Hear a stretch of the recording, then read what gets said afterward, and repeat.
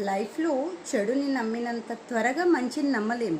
ఎందుకంటే చెడు నీకు పక్కనే ఉంటుంది, నమ్మక ద్రోహం చేస్తుంది, నీ వెనకలే ఉంటుంది, వెన్నుపోటు పొడుస్తుంది. అంతేగా, అందుకే చెడుని ఎక్కువగా నమ్ముతాం. అదే మంచి చెప్పండి, నీతిగా నిజాయితీగా నిక్కచ్చిగా ఉంటుంది. కాబట్టి మంచిని ఎవ్వరూ నమ్మలేము, నమ్మం కూడా. ఇన్కేస్ నేనైనా కూడా నమ్మను.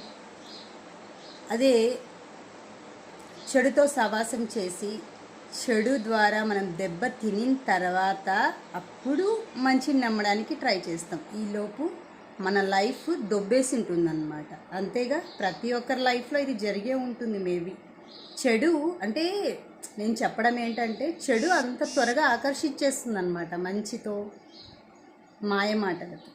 మంచిని నమ్మడానికి టైం పడుతుంది.